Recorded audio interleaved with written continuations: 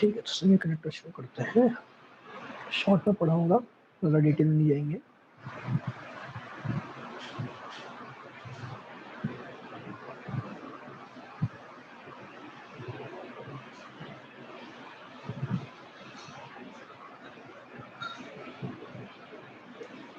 तो सेमीकंडक्टर क्या होता है भाई? मटेरियल 3 टाइप के होते हैं। ओके, कंडक्टर होता है, सेमीकंडक्टर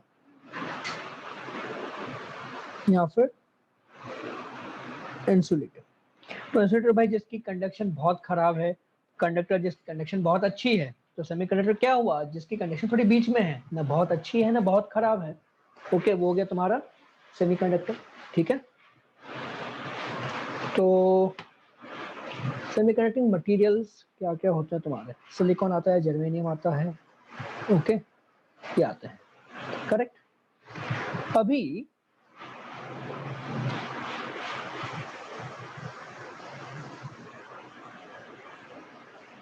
बैंड थ्योरी समझो क्या होता है। ओके, बैंड थ्योरी क्या होता है? सिलिकॉन, जर्मेनियम और मतलब बहुत से कंपाउंड्स वगैरह भी होते हैं जो कि सेमीकंडक्टर होते हैं। ठीक है,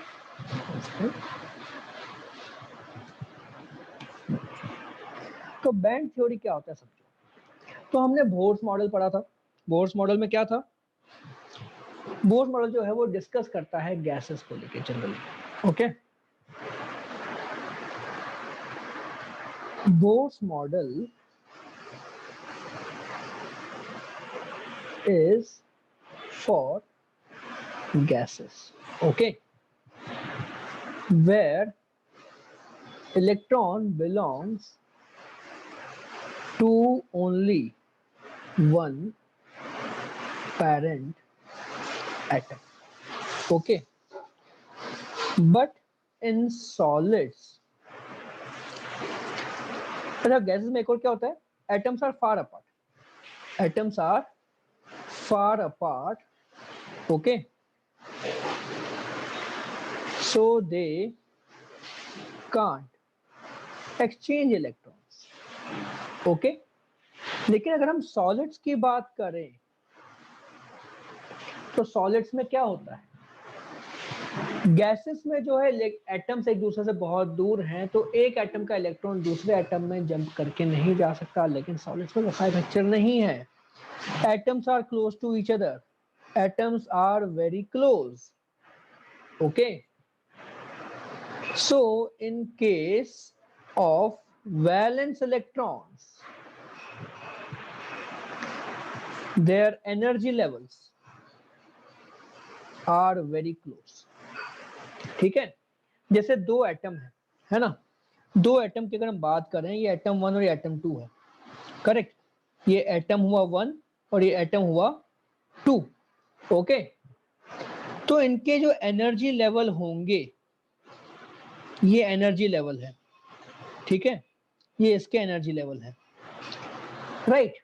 तो अंदर के जो एनर्जी लेवल हैं वो तो एक दूसरे के बहुत सेपरेट हैं, अंदर वाले इलेक्ट्रॉन ज्यादा एक्सचेंज नहीं होते। लेकिन जो बाहर वाले इलेक्ट्रॉन की बात करें, तो जो बाहर वाला इलेक्ट्रॉन है ये एक दूसरे के साथ एक्सचेंज हो सकते हैं, जंप कर सकते हैं। बाहर वाले इलेक्ट्रॉन एक दूसरे के साथ जंप कर सकते हैं, तो इनके जो एनर्जी लेवल हैं वो बहुत क्लोज होते हैं, ओके। एनर्जी लेवल इनके बहुत क्लोज होते हैं। तो अगर मैं ग्राफ बनाऊं एनर्जी लेवल का, ओके, तो इनर शेल्स की एनर्जी हर एक एटम की इंडिविजुअल होगी। दूसरे कलर में बताओ, ओके, ये तुम्हारे इनर शेल्स हो गए। लेकिन जब आउटर शेल की हम बात करें, तो आउटर शेल में हर एक एटम की एनर्जी हल्की सी डिफरेंट होगी, लेकिन एक दूसरे के बहुत क्लोज होगी। तो जो आउटर शेल है,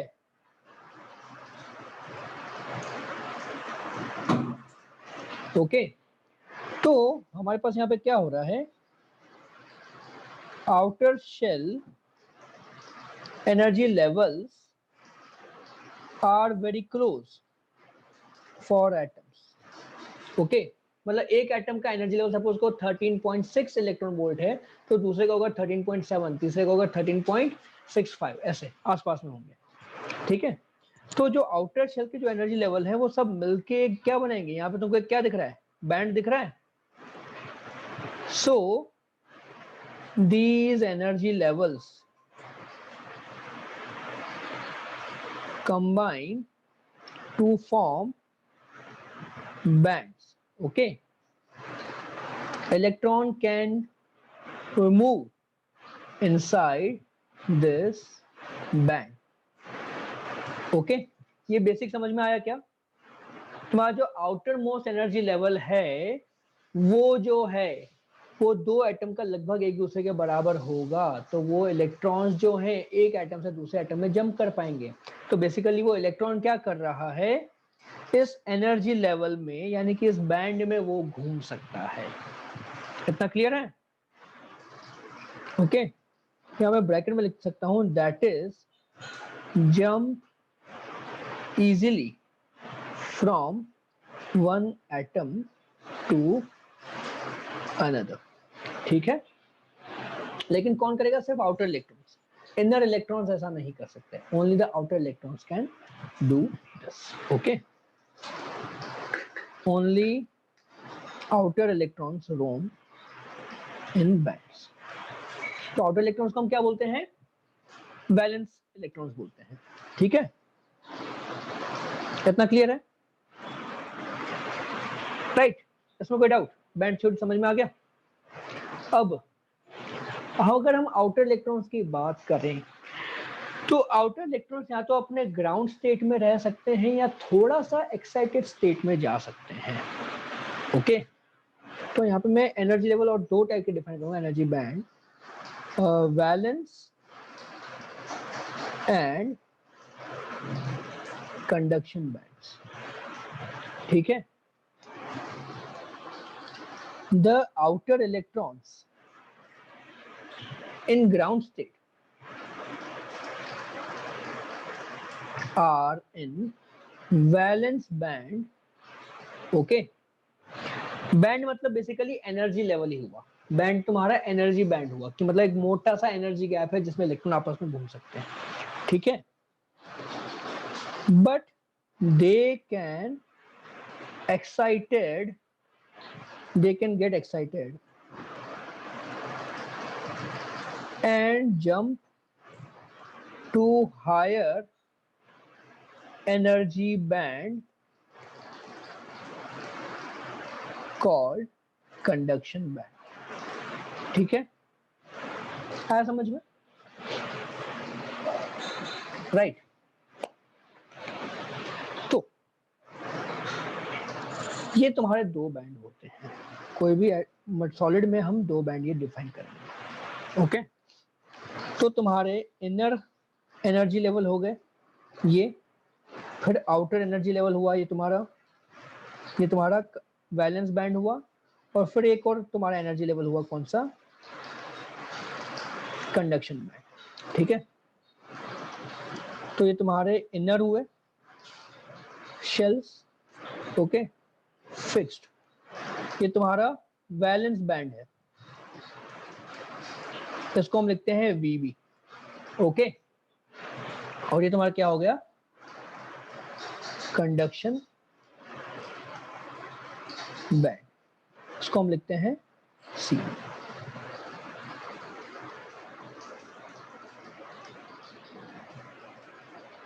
ओके तो अब एक सिंपल कॉन्सेप्ट समझो, सारे वैलेंस इलेक्ट्रॉन ये बैंड में होंगे और वो इस बैंड में घूम सकते हैं, लेकिन अगर बहुत ज्यादा इलेक्ट्रॉन है तो उनको घूमने की जगह नहीं बचेगी, और अगर कम इलेक्ट्रॉन है तो वो बिंदास घूम पाएंगे, ठीक है। और ये जो कंडक्शन बैंड है ये ग्राउंड स्टेट में खाली रहता है। ग्राउंड स्टेट में जब हम बात करें तो सिर्फ ये बैंड भरा होगा, ये बैंड खाली होगा। लेकिन क्या होता है कि तुम्हारा काइनेटिक थ्योरी ऑफ गैसेस में तुमने पढ़ा होगा, है ना, कि कोई भी ऑब्जेक्ट जब गर्म होता है तो उसके एटम्स जो है वाइब्रेट करते हैं और रैंडम मोशन करते हैं। तो सॉलिड्स के केस में वो वाइब्रेशन की वजह से इलेक्ट्रॉन के पास कुछ एनर्जी आ सकती है कि वो वैलेंस बैंड से कंडक्शन बैंड में जंप कर सके, ठीक है। तो अगर वो कंडक्शन बैंड में जंप किया तो वो फ्रीली रोम कर सकता है, ओके। तो अब यहाँ पे बस हम 2-3 कॉन्सेप्ट बेसिक समझते हैं। पहला कॉन्सेप्ट क्या था, वैलेंस बैंड की अगर हम बात करें, if less electrons in VB then they can roam easily and provide conduction, okay. If too many electrons, then they can't roam and hence poor conduction, ठीक है। अगर इलेक्ट्रॉन्स को रोम करने की, घूमने की जगह है तो कंडक्शन अच्छा मिलेगा हमें, तो इलेक्ट्रॉन्स को घूमने की जगह नहीं है तो कंडक्शन कम मिलेगा, ओके। फिर कंडक्शन बैंड की अगर बात करें हम, तो in ground state it is empty, okay, but due to thermal energy some electrons can jump to CB and then roam freely in CB and provide conduction, ठीक है। तो या तो तुम्हारा वैलेंस बैंड में जगह होनी चाहिए घूमने की, या तो फिर इलेक्ट्रॉन कंडक्शन बैंड में जंप करने लायक होना चाहिए। अगर वो कंडक्शन बैंड में जंप कर पाता है तो उसको स्पेस मिल जाएगी घूमने की, तो जितना घूमने की स्पेस होगी उतना ज्यादा कंडक्शन हो पाएगा। बेसिक आइडिया है, ठीक है। अभी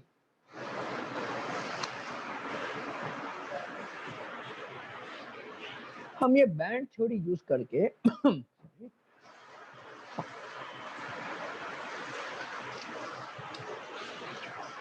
डिफाइनिंग, ऐसे लिखते हैं, define materials using band theory, okay. तो सबसे पहले तुम्हारा ऑब्वियसली कौन आता है, कंडक्टर, ओके।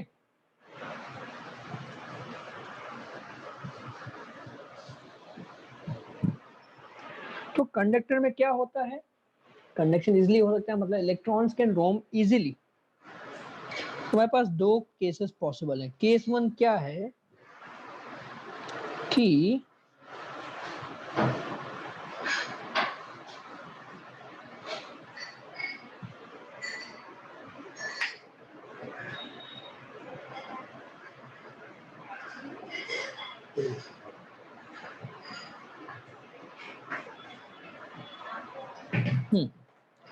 तो ये तुम्हारा वैलेंस बैंड है और ये कंडक्शन बैंड है, ठीक है। तो वैलेंस बैंड जो है वो तुम्हारा, सपोज करो हाफ फुल है, ओके। ये डैश का मीनिंग क्या है, इलेक्ट्रॉन्स है। तो ये तुम्हारा हाफ फुल होगा तो क्या होगा उस केस में,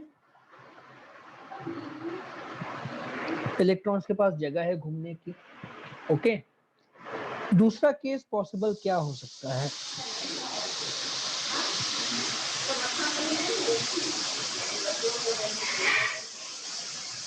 दूसरा पॉसिबल केस ये है कि कंडक्शन बैंड और जो वैलेंस बैंड है इनका जो एनर्जी गैप है, ओके, ये जो डेल्टा ही है इसको बैंड गैप भी बोलते हैं, ठीक है। तुम्हारा बैंड गैप, बैंड गैप यानी कि वैलेंस बैंड और कंडक्शन बैंड के बीच का जो एनर्जी गैप है, okay, is very small, okay, और जीरो। तो अगर ये स्मॉल होगा या जीरो होगा तो उसका मीनिंग क्या होगा, तुम्हारे इलेक्ट्रॉन यहां से यहां इजीली जंप कर सकते हैं। तो इस केस में तुम्हारा ये थोड़ा भरेगा और ये थोड़ा भर जाएगा, लेकिन होगा क्या बेसिकली कि इलेक्ट्रॉन को यहाँ पे और यहाँ पे दोनों जगह घूमने की जगह मिल जाएगी। आया समझ में। तो इलेक्ट्रॉन के पास अगर घूमने की जगह है तो वो कंडक्शन इजीली कर पाएगा।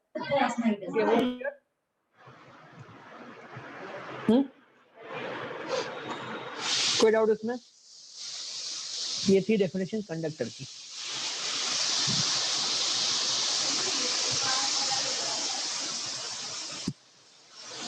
क्लियर है ये? तो तुम्हारा इंसुलेटर में क्या होगा? सेकंड,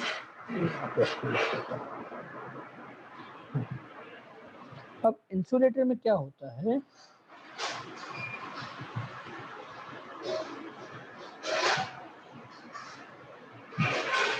इंसुलेटर की केस में तुम्हारा जो बैंड गैप है वो लार्ज है, delta E is large, okay. और लार्ज मतलब कैसा? KT से ज्यादा। KT तुम्हारा क्या होता है समझाता हूँ, रुको। यहाँ पे तुम्हारा डेल्टा ई जो है KT से बहुत कम है, ओके। तो होगा क्या, तुम्हारे जो इलेक्ट्रॉन्स हैं वो यहाँ पे फुल है, तो VB is full and electrons can't jump to CB, so no free movement। Electron को फ्री मूवमेंट करने की जगह नहीं है। आया समझ में? कंडक्टर्स में इलेक्ट्रॉन्स के पास घूमने की जगह या तो यहाँ पे पड़ेगी, या तो फिर ये गैप कम होगा तो इलेक्ट्रॉन ऊपर जंप करेंगे, तो यहाँ पे और यहाँ पे दोनों जगह मिल जाएगी घूमने की। लेकिन इंसुलेटर्स में क्या होता है, वैलेंस बैंड तुम्हारा फुल होता है और कंडक्शन बैंड में वो लोग जंप नहीं कर सकते, ओके। क्योंकि वो जंप नहीं कर सकते तो वहां पे कोई फ्री मूवमेंट नहीं है, so we have no conduction, okay. अब ये KT क्या है? तो K तुम्हारा क्या है? Boltzmann constant. K है तुम्हारा बोल्ट्जमैन कांस्टेंट, ओके। और KT तुम्हारा क्या होता है? KT तुम्हारा होता है energy, average energy of electron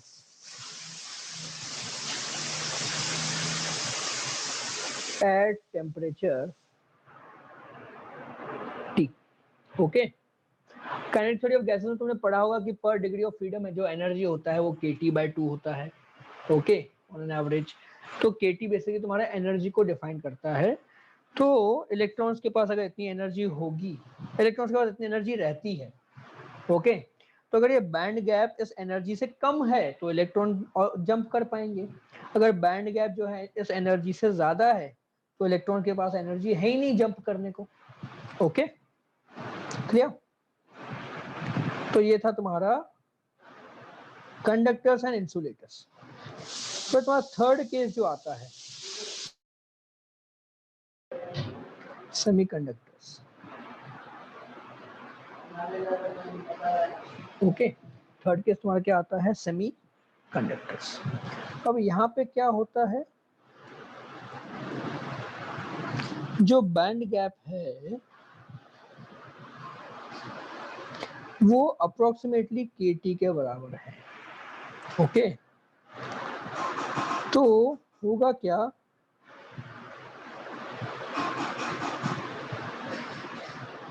थोड़े बहुत इलेक्ट्रॉन ऊपर जंप कर पाते हैं, okay. Some electrons are able to jump from VB to CB and provide some conductivity, okay? ठीक है, तो क्लियर हुआ तुम्हारा तीन कॉन्सेप्ट्स। कंडक्टर में बैंड गैप कम होगा बहुत तो इलेक्ट्रॉन कंडक्शन बैंड में जा पाएंगे। इंसुलेटर में बैंड गैप ज्यादा होगा तो इलेक्ट्रॉन कंडक्शन बैंड में नहीं जा पाते, तो कंडक्शन नहीं हो पाता। और सेमीकंडक्टर में क्या होता है, बैंड गैप बहुत ज्यादा भी नहीं है बहुत कम भी नहीं है, तो थोड़े बहुत इलेक्ट्रॉन तुम्हारे जंप करके कंडक्शन बैंड में आ जाते हैं, तो थोड़ी बहुत कंडक्टिविटी हमें मिल जाती है, ठीक है। तो ये था हमने बैंड थ्योरी से हमने मटेरियल्स को क्लासिफाई किया, सेमीकंडक्टर्स, कंडक्टर्स एंड इंसुलेटर्स को। Okay, band theory. फिर क्या आता है, अब एक दूसरा कॉन्सेप्ट तुम्हारा आता है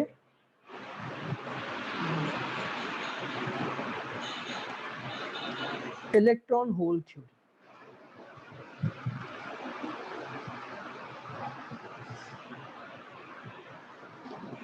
तो इलेक्ट्रॉन होल थ्योरी में क्या है कि सिंपल सा कॉन्सेप्ट है, जैसे हम बात करें सिलिकॉन की,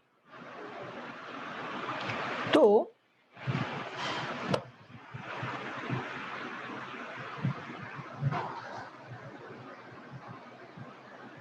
तुम्हारा सिलिकॉन है,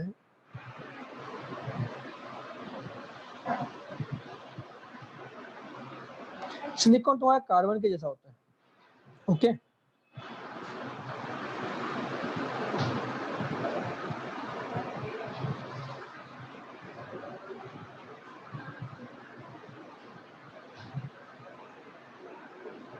तो सिलिकॉन जो है अपने चारों तरफ ना 4 बॉन्ड बनाता है।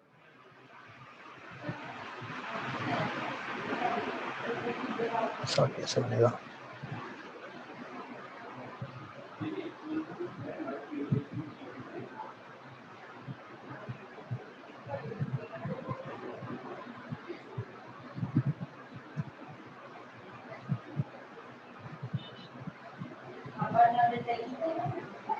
ठीक है, तो ये सिलिकॉन चारों तरफ बॉन्ड बना रहा है, ये सिलिकॉन भी चारों तरफ बॉन्ड बना रहा है। तो हो क्या रहा है बेसिकली, यहाँ पे तुम्हारे पास इलेक्ट्रॉन्स होंगे, हर एक बॉन्ड में 2 इलेक्ट्रॉन्स बनते हैं।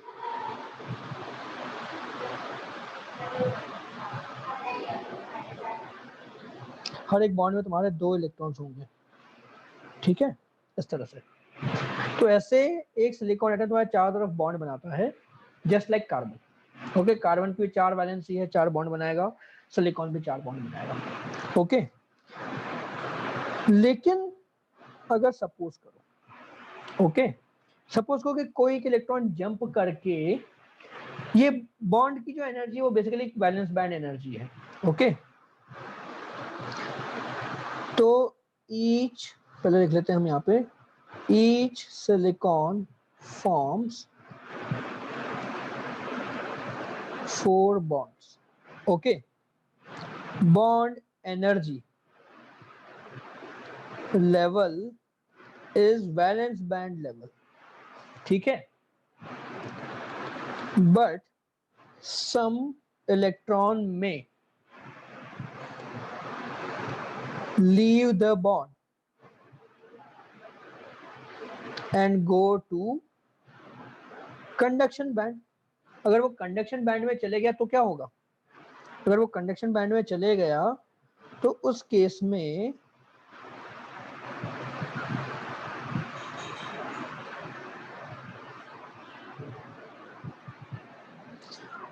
जैसे यहाँ पे इलेक्ट्रॉन तुम्हारा गायब हो गया तो यहाँ पर एक वैकेंसी रह जाएगी, ठीक है, और ये इलेक्ट्रॉन तुम्हारा बाहर आ गया कंडक्शन बैंड में। इलेक्ट्रॉन यहाँ से बाहर निकल गया तो यहाँ पे इलेक्ट्रॉन कंडक्शन बैंड में फ्रीली घूमेगा, लेकिन यहाँ पर एक वैकेंसी आ जाएगी, इलेक्ट्रॉन की खाली जगह आ गई, तो उसको हम क्या बोलेंगे, होल बोलते हैं। इसको हम क्या बोलते हैं, होल बोलते हैं। Okay, the vacancy left by electron is called as hole. Correct. अभी कंडक्शन बैंड में तुम्हारा इलेक्ट्रॉन फ्रीली घूम सकता है तो वो कंडक्शन करवाएगा, लेकिन तुम्हारा जो वैलेंस बैंड है, जो बॉन्ड्स हैं, तो उसमें क्या होगा, यहाँ पे बगल वाला इलेक्ट्रॉन तुम्हारा इधर जंप कर सकता है, या उल्टा जाते हैं, ये इलेक्ट्रॉन अगर इधर जंप किया तो यहाँ पे होल आ जाएगा और यहाँ पे इलेक्ट्रॉन आ गया। फिर यहाँ वाला इलेक्ट्रॉन अगर यहाँ पे जंप किया तो इधर इलेक्ट्रॉन आ गया, अब होल इधर आ गया। तो इस तरह से क्या होगा, तुम्हारा होल जो है उल्टे डायरेक्शन में जा सकता है। इलेक्ट्रॉन तुम्हारे ऐसे जंप करते जाएंगे तो होल तुम्हारा जंप करके आगे बढ़ते जाएगा। ओके, ये कॉन्सेप्ट समझ में आया। तो electron provide conduction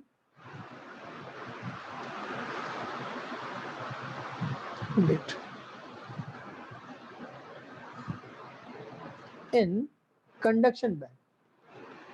Holes provide conduction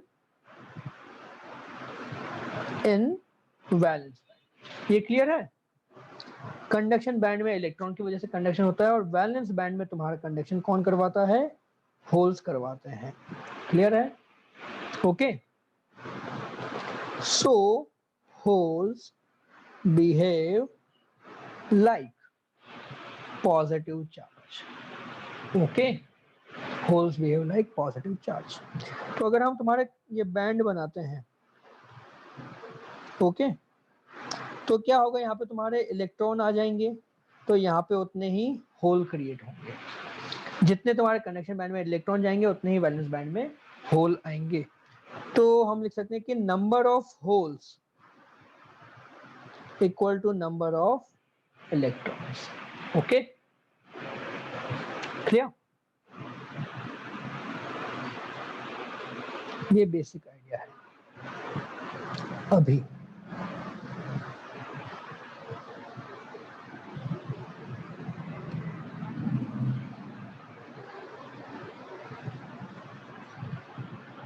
और तुम्हारा आता है impurity addition.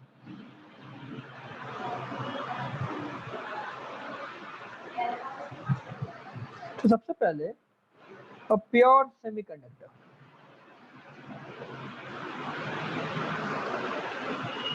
Without any impurity, उसको हम क्या बोलते हैं? बताओ। Pure semiconductor without any impurity क्या बोलेंगे उसको? Intrinsic semiconductor. ठीक है। तो इस केस में तुम्हारा क्या होता है? Ne इक्वल टू NH होता है, मैंने बताया था, और वो होता है तुम्हारा Ni के बराबर। ओके, यानी कि तुम्हारा Ni स्क्वायर क्या होगा? Ne into NH। Ne और NH क्या है तुम्हारे? Number per unit volume. Okay, यानी कि नंबर बाय वॉल्यूम लिखता हूं मैं।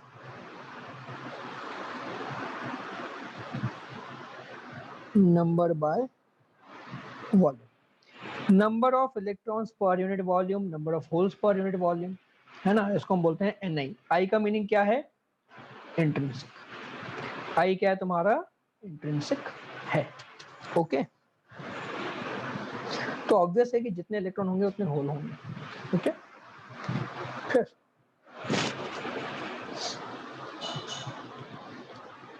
when impurity is added it is called क्या? Extrinsic semiconductor. ठीक है, ओके, एक्सट्रिंसिक सेमीकंडक्टर। तो इम्प्योरिटी तुम्हारी दो टाइप की होती है। ओके, समझेंगे उस पर, लेकिन फिलहाल लिख लेते हैं। अब इम्प्योरिटी का मीनिंग क्या है, चलो पहले समझ लेते हैं क्या होगा। तो पी टाइप इम्प्योरिटी का मीनिंग क्या है? Okay, it is trivalent. Okay, P type impurity का मीनिंग क्या है? It is trivalent. सिलिकॉन क्या है? सिलिकॉन इज टेट्रावैलेंट, उसके पास 4 वैलेंस इलेक्ट्रॉन होते हैं, इसलिए वो 4 बॉन्ड बनाता है। तो पी टाइप इम्प्योरिटी का मीनिंग क्या है? कि तुमने उसमें ऐसे एलिमेंट डाले जिनकी वैलेंसी 3 है, तो वो 3 बॉन्ड बना सकता है, 4 बॉन्ड नहीं बना सकता। तो उस केस में क्या होगा? उस केस में क्या होगा? 1 सेकेंड।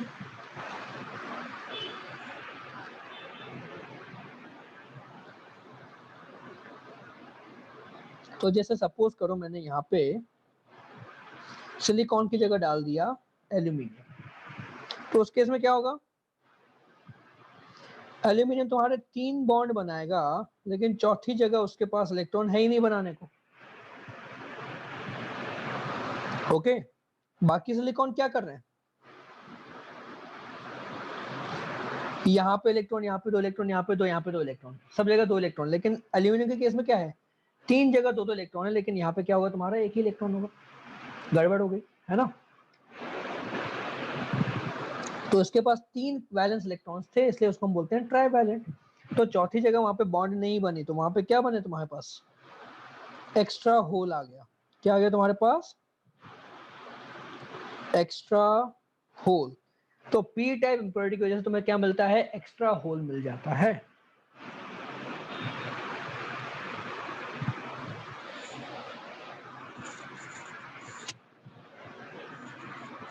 ओके, तो अब इसका इफेक्ट क्या पड़ेगा अगर तुम इसमें बैंड थ्योरी लगाते हो।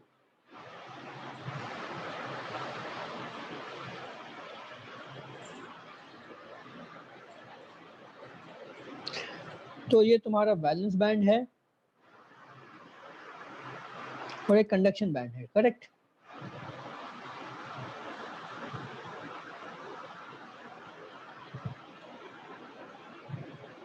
ये तुम्हारा वैलेंस बैंड है और एक कंडक्शन बैंड है।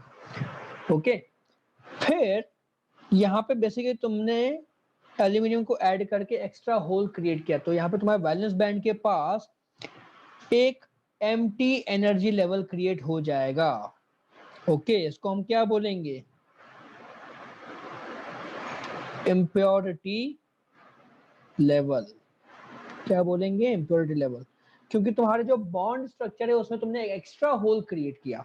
तो एक्स्ट्रा होल का मीनिंग बेसिकली क्या हुआ कि उसने एक्स्ट्रा स्पेस क्रिएट किया, उसको हम बोलेंगे इम्प्योरिटी लेवल, और तुम्हारे वैलेंस बैंड के पास में होगा। ओके, तो ये तुम्हें क्या देगा, ये तुम्हें एक्स्ट्रा स्पेस देगा, extra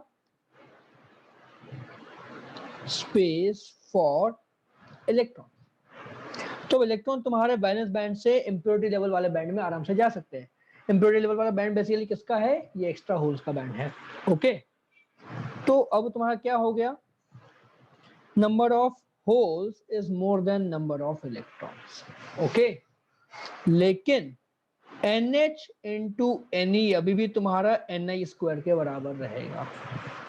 okay, NH into NE तुम्हारा Ni स्क्वायर था पहले भी और वो अभी भी रहेगा, ये फॉर्मूला चेंज नहीं होता।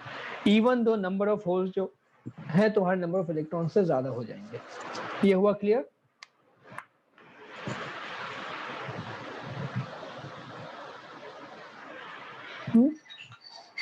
कोई डाउट इसमें। फिर तुम्हारी पी टाइप इंप्योरिटी ट्राईवैलेंट की। फिर एन टाइप में क्या होगा, तो एन टाइप इंप्योरिटी तुम्हारी होती है पेंटावैलेंट। पेंटावैलेंट जैसे क्या आ जाएगा तुम्हारे पास, फास्फोरस आ गया। तो उस केस में क्या होगा, तो अगर सपोज को मैंने यहाँ पे एक फास्फोरस का एटम ऐड किया इम्प्योरिटी, ओके, तो फास्फोरस इज पेंटावैलेंट, तो उसके पास क्या हो गया, एक एक्स्ट्रा इलेक्ट्रॉन आ गया। ये उसके पास क्या आ गया, एक्स्ट्रा इलेक्ट्रॉन। पी टाइप में एक इलेक्ट्रॉन कम होता है, बेसिकली वहां पे एक्स्ट्रा होल क्रिएट हो जाता है। एन टाइप में क्या होता है, क्योंकि वो पेंटावैलेंट है तो उसके पास एक्स्ट्रा इलेक्ट्रॉन होगा, तो 4 बॉन्ड तो बन गए और ये एक्स्ट्रा इलेक्ट्रॉन अलग से रह गया। तो अब तुम्हारा अगर हम देखें, ये देखो बैंड लेवल, तो तुम्हारा ये हम कॉपी कर देते हैं।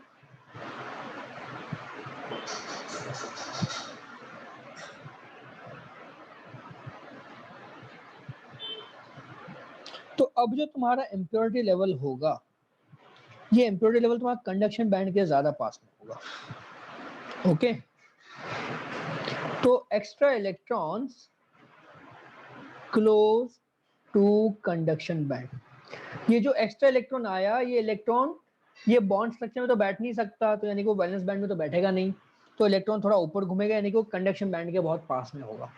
तो इलेक्ट्रॉन तुम्हारा कंडक्शन बैंड में इजीली जंप कर सकता है, उसको बहुत सारी स्पेस मिल जाएगी घूमने को। आया समझ में। तो ये एक्स्ट्रा इम्प्योरिटी लेवल जो होता है वो यहाँ पे इलेक्ट्रॉन का होता है कंडक्शन बैंड के पास में। तो अब तुम्हारा क्या होगा फिर, number of electrons is more than number of holes, लेकिन Ne into NH is still equal to Ni square। ये क्लियर है p टाइप और n टाइप में?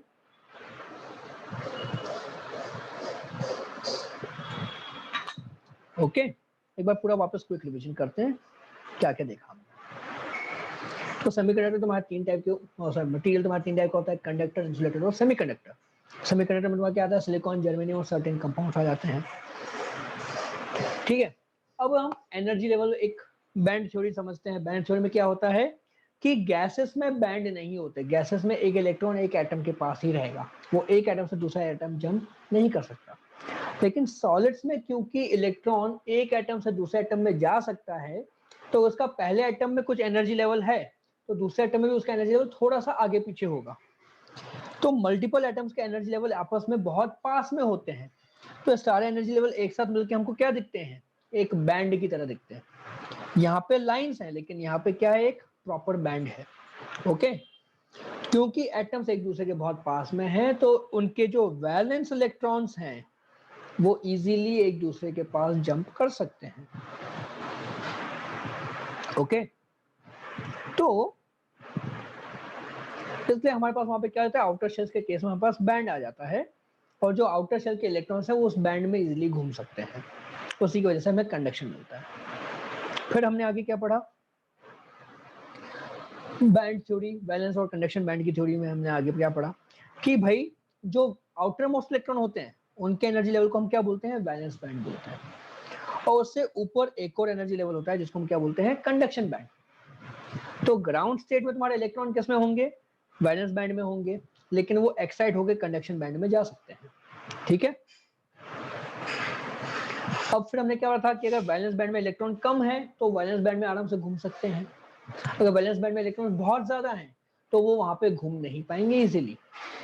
अगर इजीली घूम पाते हैं तो कंडक्शन मिलेगा, अगर बहुत ज्यादा इलेक्ट्रॉन है तो can't roam freely, hence poor conduction.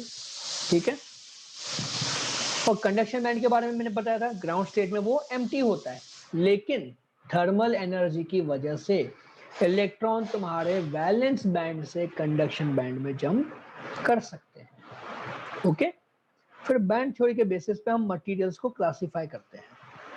तो कंडक्टर के केस में क्या होगा, या तो उसका वैलेंस बैंड फुल नहीं है तो इलेक्ट्रॉन्स जो है वैलेंस बैंड में ही आराम से घूम पाएंगे, या फिर वैलेंस बैंड और कंडक्शन बैंड के बीच का जो एनर्जी गैप है जिसको हम क्या बोलते हैं, बैंड गैप, बहुत स्मॉल है या फिर जीरो है, तो इलेक्ट्रॉन जो है तुम्हारे इजीली ऊपर जंप कर सकते हैं और फिर वो रोम कर पाएंगे इन दोनों बैंड्स में। ठीक है, तो तुम्हारा डेल्टा ई क्या होता है, केटी से बहुत छोटा होता है।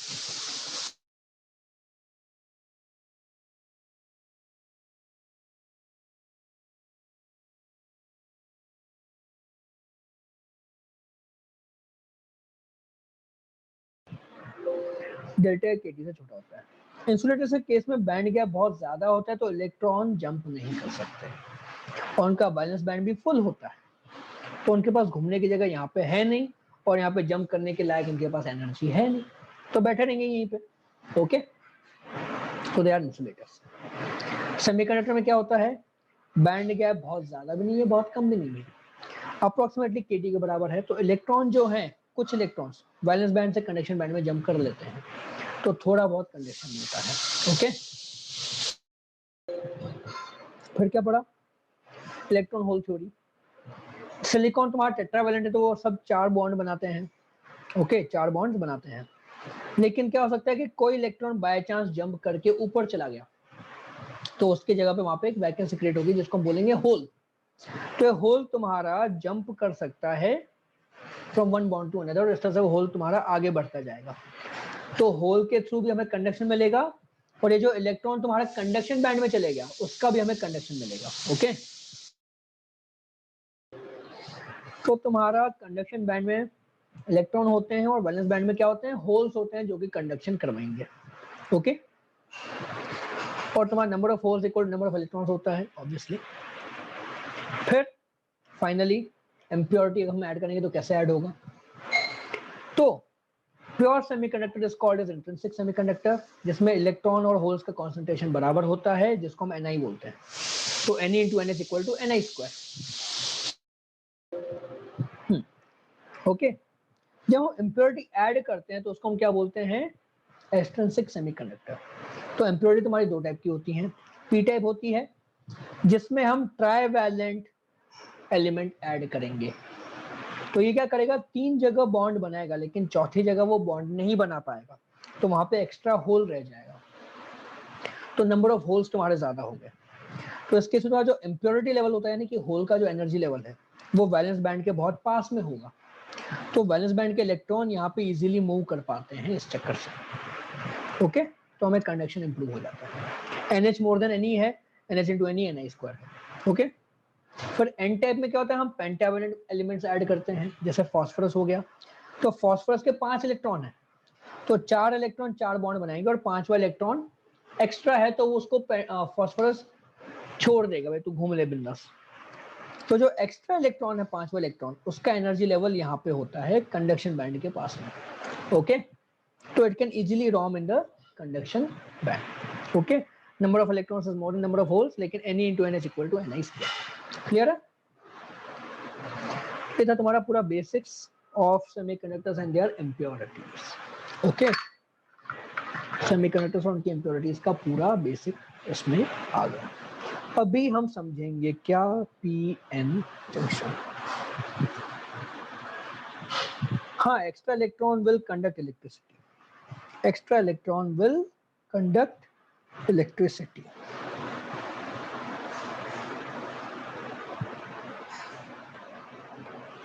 अब हम कंडक्टिविटी कैसे डिफाइन करते हैं? क्या होता है फॉर्मूला तुम्हारा कंडक्टिविटी का? NeVd होता है ना? नहीं, NeVd तुम्हारा क्या होता है? J होता है।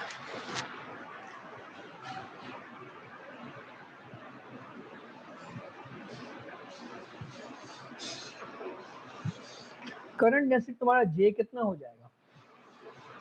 Number of electrons per unit volume into charge of electron into drift velocity of electrons plus number of holes, और होल को भी तुम एक इलेक्ट्रॉन की तरह ट्रीट, पॉजिटिव चार्ज की तरह ट्रीट कर सकते हो, और ड्रिफ्ट वेलोसिटी ऑफ होल्स।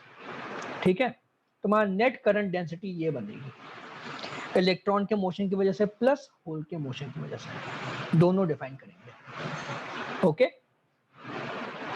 इसमें कोई डाउट?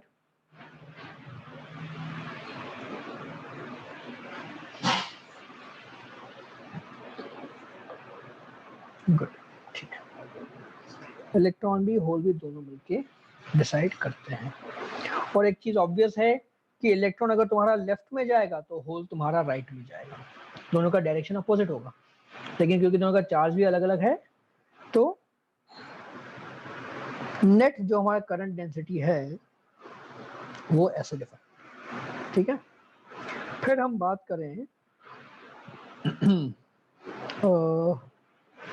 क्या चीज? यस, ये क्वेश्चन कॉमन क्वेश्चन है, टिपिकल क्वेश्चन है। Okay, N type semiconductor is negatively charged. True or false? बताओ।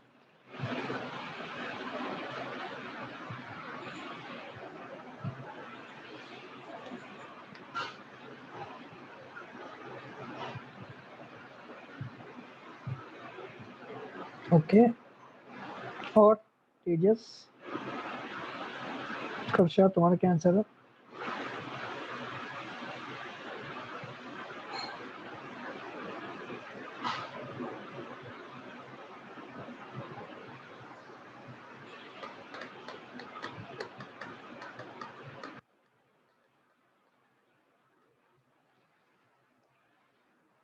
ठीक, अब समझो। क्या था हमारे पास डायग्राम? जैसे हमारे पास सिलिकॉन है, बीच में एक फास्फोरस है, तो बाकी अगेन सिलिकॉन है। सिलिकॉन का एटॉमिक नंबर क्या होता है?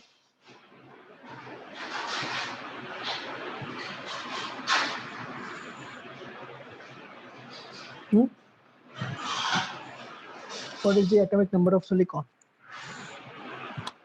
14. और atomic number of phosphorus?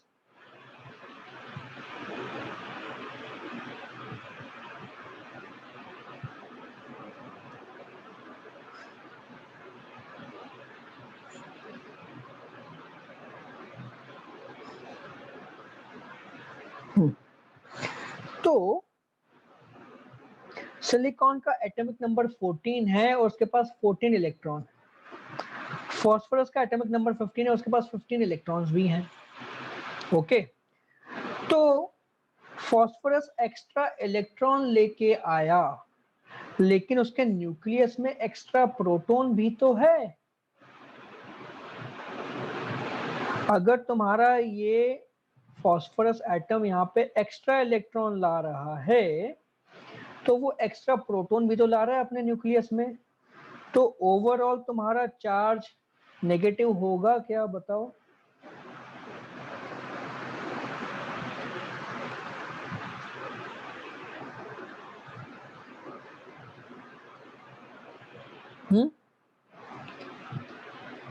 Phosphorus brings extra electron but also extra proton in its nucleus, so there is no extra negative charge. Okay, तुम्हारा एन टाइप सेमीकंडक्टर न्यूट्रल होता है। Okay, so N type is still neutral. आया समझ में? Okay, इसके पास balance में 4 electron है, इसके पास बैलेंस में 5 इलेक्ट्रॉन है, तो ये एक्स्ट्रा इलेक्ट्रॉन लाया अपने साथ, लेकिन इसके न्यूक्लियस में भी तो एक्स्ट्रा प्रोटॉन है, तो तुम्हारा टोटल चार्ज चेंज नहीं होता। जितने एक्स्ट्रा इलेक्ट्रॉन आ रहे हैं उतने एक्स्ट्रा प्रोटॉन भी आ रहे हैं। सिमिलरली अगर मैं पूछूं कि P type semiconductor is positively charge, true और false?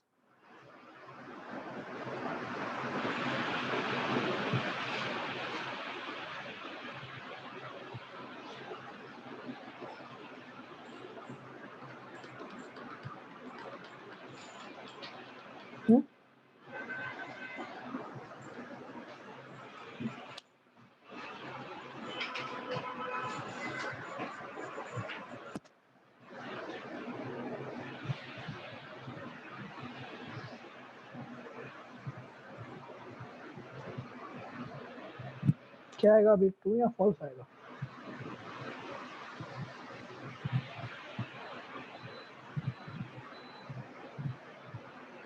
Again false. Okay, the impurity has one less electron but also one less proton in nucleus, right? So p type is still neutral. Okay, जितने electron आ रहे हैं उतने proton आ रहे हैं, जितने electron नहीं आ रहे हैं उतने प्रोटॉन भी तो नहीं आ रहे ना उसके साथ, राइट?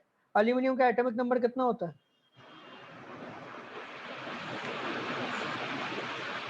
13।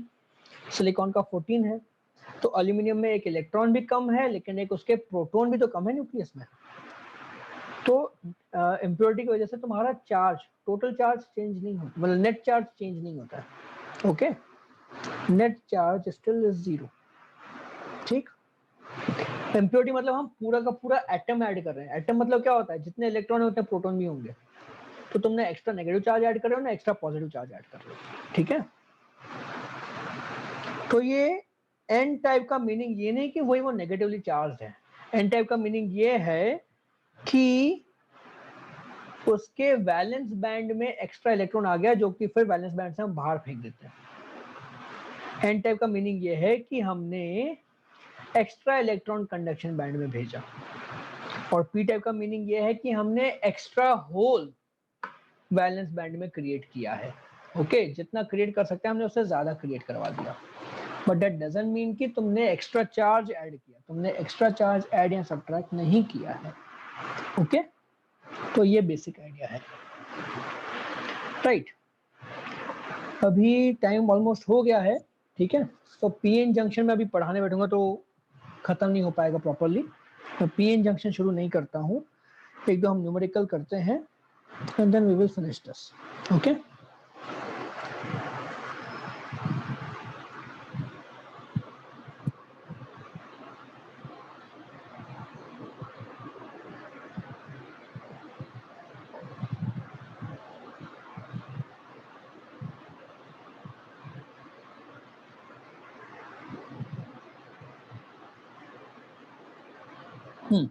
Question number 2।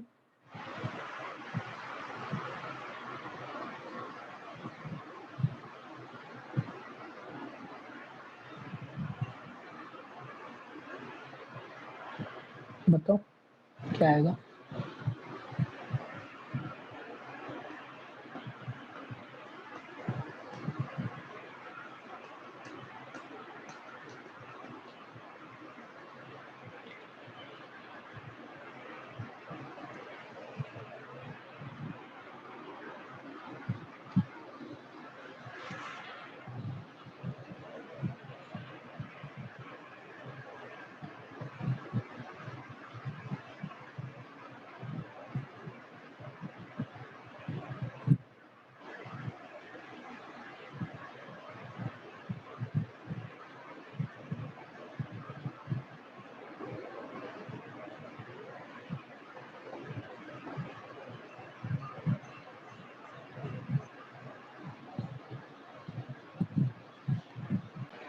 बहुत आसान क्वेश्चन है। देखो, तो तुम्हें इंट्रिंसिक निकालना होगा। Ni² कितना होगा तुम्हारा।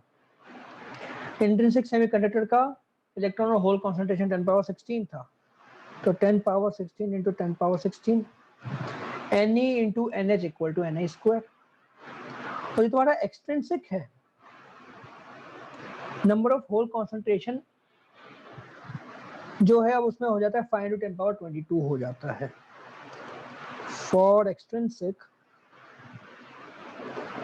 NH तुम्हारा कितना है 5 इंटू 10 पावर 22, तो Ni² इक्वल टू NeNH है, तो 10 पावर 32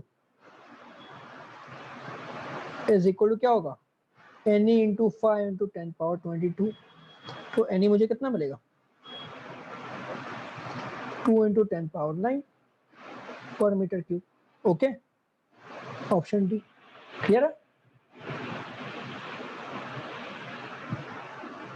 फिर एक लास्ट क्वेश्चन करते हैं।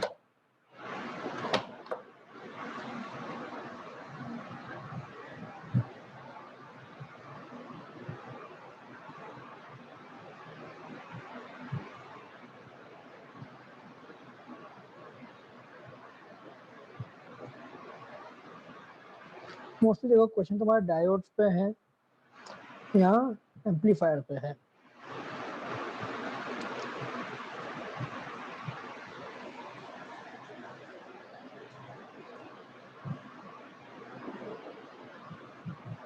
ये भी सेम क्वेश्चन है 20 वाला। तो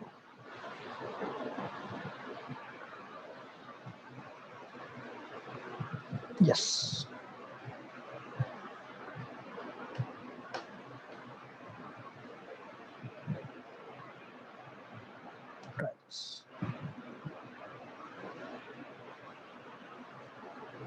एक्चुअली कंडक्टिविटी का फॉर्मूला प्रॉपर्ली पूरा लिखा है नहीं, तो ट्राई करो। करंट इलेक्ट्रिसिटी चैप्टर से कंडक्टिविटी का फॉर्मूला तुमको पता होगा, यू टू यूज दैट।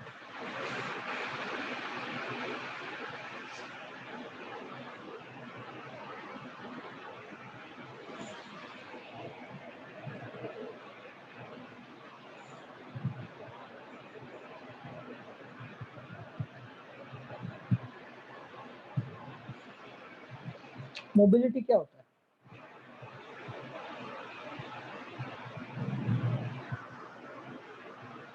मैं पहले से तुमको बता देता हूँ। मोबिलिटी तुम्हारा होता है VD divided by electric field. Okay, और तुम्हारी इलेक्ट्रिक फील्ड कितनी होती है?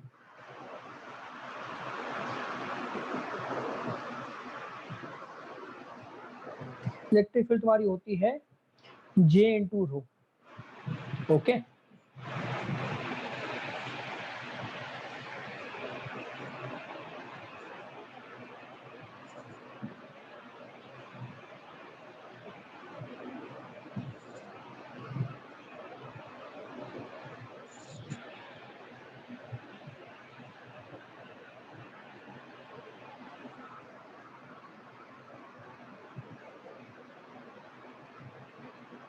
ये तो VD तुम्हारा कट जाएगा, VD कटेगा तो मुझे यहाँ से N कितना मिलेगा?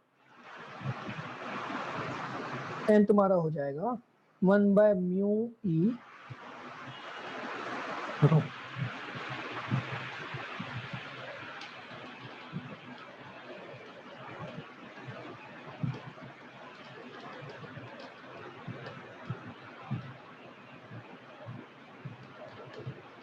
रो इज रेजिस्टिविटी, 1 बाय रेजिस्टिविटी तुम्हारा होता है कंडक्टिविटी। तो conductivity by mu e is electron और होल कॉन्सेंट्रेशन। ओके,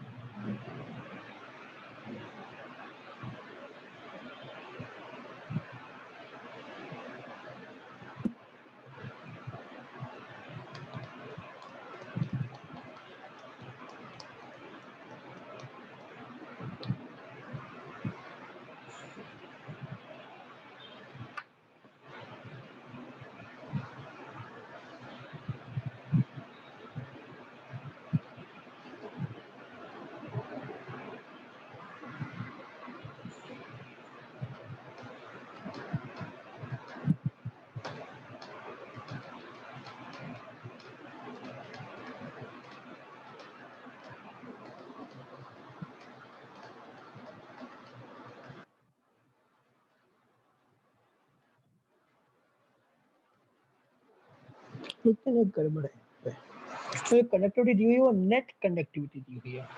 ओके,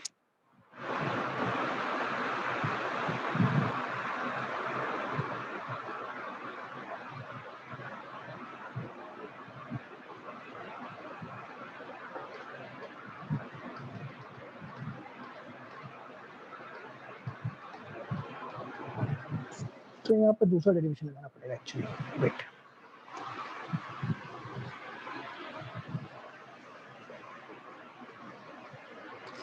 तो तुम्हारा क्या है? J equal to number of electron point volume into E into VDE plus NHE VDH। अब J तुम्हारा क्या होता है? सिग्मा E होता है। सिग्मा इक्वल टू क्या होगा तुम्हारा? NE E, और VDE क्या है तुम्हारा? Mu of electron into electric field plus NH E mu of holes into electric field. तो E तुम्हारा कट जाएगा, तो सिग्मा इक्वल टू मुझे क्या मिलेगा? NE mu E plus mu H। क्योंकि N जो है दोनों का इक्वल है, NE इक्वल टू NH, मैंने वो N को बाहर ले लिया, मुझे N क्या मिलेगा? Sigma bye E mu E plus mu H। ये फॉर्मूला बनेगा मेरा। ठीक, बेसिकली यहाँ पे दोनों की मोबिलिटी तुम्हारी ऐड हो रही है। तो इलेक्ट्रॉन की मोबिलिटी दी हुई है और होल्स की मोबिलिटी दी हुई है, और नेट कंडक्टिविटी तुमको दी हुई है 2.13 तो हो जाएगा 2.13 अपॉन 1.6 × 10⁻⁻19 0.38 प्लस 0.18। सॉल्व करो इसको, क्या आ रहा है?